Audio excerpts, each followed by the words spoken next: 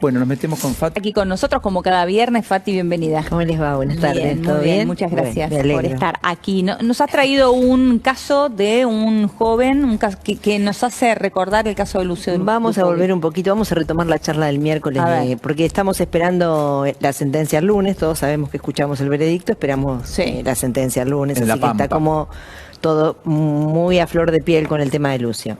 El miércoles, ¿se acuerdan que charlábamos y decíamos que muchas veces los chicos están obligados a mentir, pero porque tienen que preservarse? Cuando viven en un ambiente, en un domicilio, o en una casa, o en un hogar, donde alguno o la progenitora, en este caso era su pareja, le exige la mentira a los fines de evitar mayores golpizas, como era cuando concurría al hospital o demás, si no lo detecta la justicia, es muy difícil que alguien lo pueda detectar.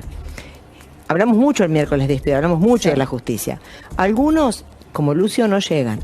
Otros logran llegar a su mayoría de edad y necesitan expresarlo, porque es una forma de sanar lo que te pasó. Claro. Necesitas contar a tus 18 años tu verdad.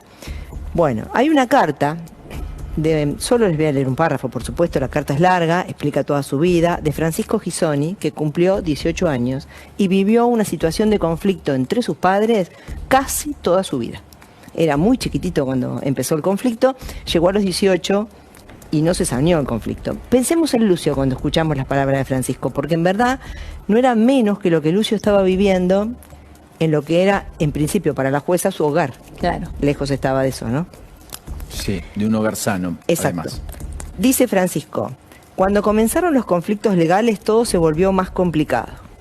Intentemos imaginar la situación de un niño en este contexto. Mi mamá empezó a limitar las visitas con mi papá. Con el tiempo empezó a obligarnos a mentir en las declaraciones. Lo dijo, lo escribió, puso su nombre, su número de documento, lo firmó y lo mandó él a los medios. No hay dudas de que esta carta es auténtica y es de él. Entre muchas cosas teníamos que decir que no queríamos verlo. Ella nos decía exactamente qué decir y se aseguraba de controlar que lo dijéramos como ella quería. Nos mostraba cómo teníamos que dibujar a la familia en los exámenes psicológicos y cómo teníamos que dibujar a papá en esos dibujos. Epa. Y la última frase de su carta dice, y ahí pienso en Lucio y en la jueza, sinceramente, hubiera preferido no tener que involucrarme en el tema. No pensé que iba a ser necesario. Confiaba en que la justicia se encargaría de resolverlo, pero lamentablemente no fue así. Francisco tiene 2 hermanos menores, no muy menores que él, pero menores, que todavía están en ese conflicto, que se sigue desarrollando en Lomas de Zamora. O sea, Francisco pudo salir de esto porque es el más grande. Porque él es más grande porque llegó a la mayoría de edad. Y se toma decisiones autónomas. Y en esa carta habla de sus hermanos también. Y dice que les gustaría ayudarlos, pero es la justicia la que le tiene que permitir. Es la única, es la justicia. Así como te impide una acción, como te pone una sanción, como te lleva una condena, como te traslada de un hogar a otro y dice que es la mejor respuesta para un niño. Ahora te pregunto, ¿cómo hace la justicia para darse cuenta porque la madre me quedé impactada con hasta el detalle de enseñarles a cómo tienen que dibujar la familia y cuál era el lugar que tenían que poner al papá, cómo tenían que dibujarlo? Digo, ¿llega hasta ese nivel de detalle? Sí, llega. Hay muchos casos como esto. Lo que pasa es que lo quise traer, porque como es la palabra de él, no estamos imaginando, no estamos haciendo deducciones como intentamos hacer. Pero por eso, ¿cómo lo podría detectar la justicia? El juez, es el juez. Mira, yo te voy a hablar de un juez. Brazos auxiliares también, ¿no? Sí, pero yo te voy a hablar de un juez que no voy a decirte quién es, que cuando cita a un niño o una niña a su juzgado y lo escucha personalmente, primero va sin saco y sin corbata porque no quiere que el niño sienta una diferencia de lugar. Sí. Si tiene que tomarse la mañana, se toma la mañana. Si tiene que sentarse en el suelo y charlar 4 horas de cualquier otra cosa hasta que el niño o la niña puede entender, no mira el reloj. Y si el juzgado cierra, se van los empleados y él sigue adentro hasta que encuentra la respuesta que está buscando. Entonces depende mucho del juez.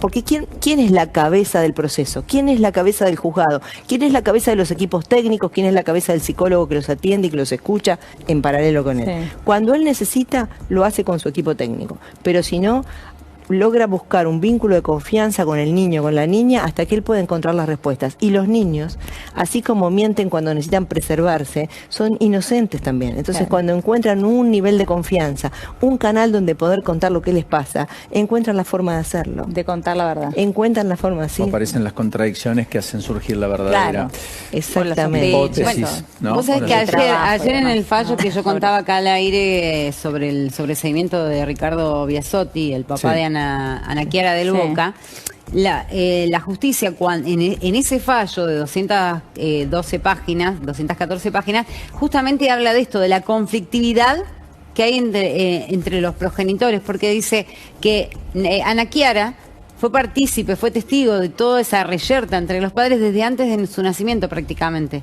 porque la conflictividad entre ellos había nacido de antes. Siempre, claro.